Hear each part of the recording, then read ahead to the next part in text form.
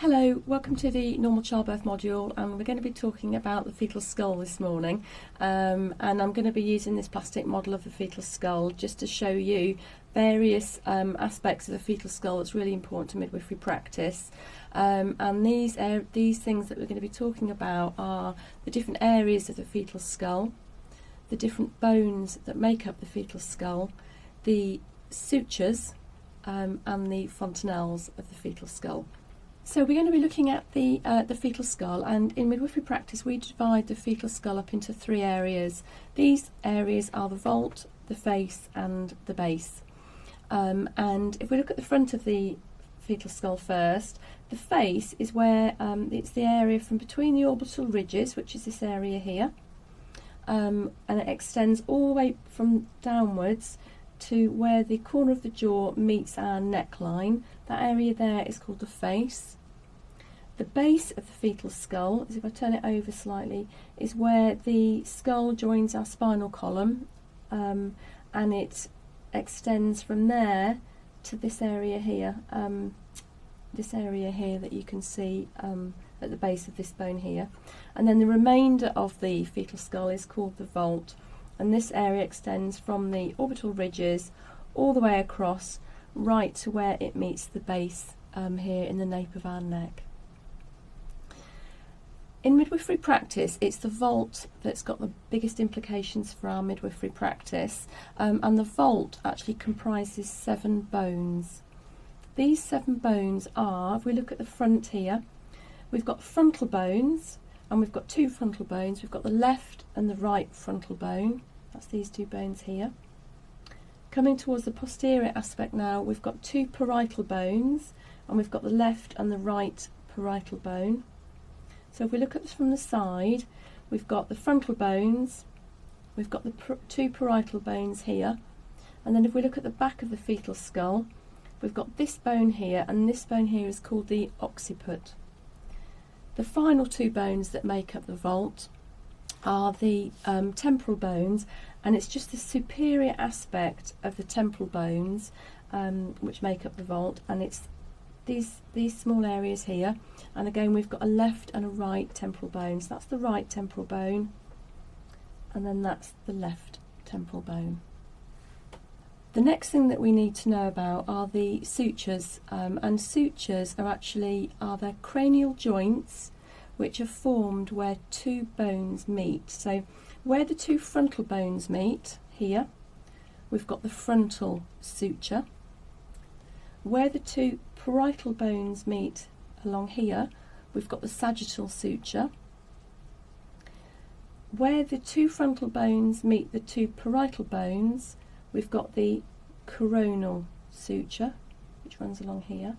And then if we look at the back, where the 2 parietal bones meet the occipital bone, we've got the lambdoidal suture. And sutures are a really important part of the anatomy that actually changes during the process of childbirth, because it allows a degree of overlap of the skull bones during the birth process, and that's known as moulding, and that's really important. The final thing that we need to look at on the external structure of the fetal skull are fontanelles, and fontanelles are areas where 2 or more sutures meet, and in layman's terms we call them the soft spots. And we've got 2 fontanelles of note. We've got the lambdoidal fontanelle, which is here. So the lambdoidal runs between the occipital bone and the 2 parietal bones. And then we've got the Bragma suture, Bragma fontanelle, sorry, and the Bragma fontanelle is this area here that runs between the 2 frontal bones and the 2 parietal bones here. So now we've learned about the bones, the sutures and the fontanelles of the fetal skull. The next thing that we need to think about are the diameters, the actual measurements of the fetal skull, and we tie this knowledge and understanding in with the anatomy of the pelvis that we know to help us guide our midwifery practice during normal childbirth.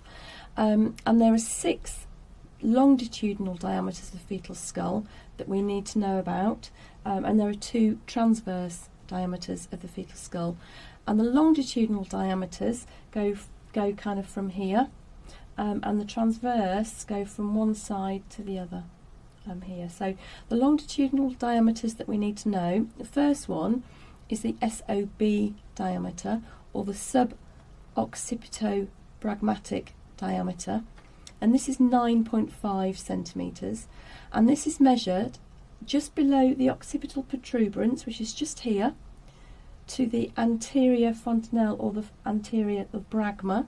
So that's the suboccipitobrachmatic diameter, and that's always 9.5 centimetres. The next diameter is the suboccipitofrontal diameter, and this is 10 centimetres, and this is measured from below the occipital protuberance again to the centre of the frontal suture, which is here. So this is the suboccipitofrontal, or SOF diameter, which is 10 centimetres. The next diameter is the occipitofrontal diameter, and this is 11.5 centimetres. And again, this is measured from the occipital protuberance, which is here, to the glabella, and the glabella is here. The glabella is the same as the midline between the orbital ridges. So that's the glabella there, and that's the occipital protuberance there, and that is 11.5 centimetres. The next diameter is the mentovertical diameter, which is 13, and this measures from the point of the chin. This is the chin's called the mentum. This bit here is called the mentum. So this is from the mentum to the highest point on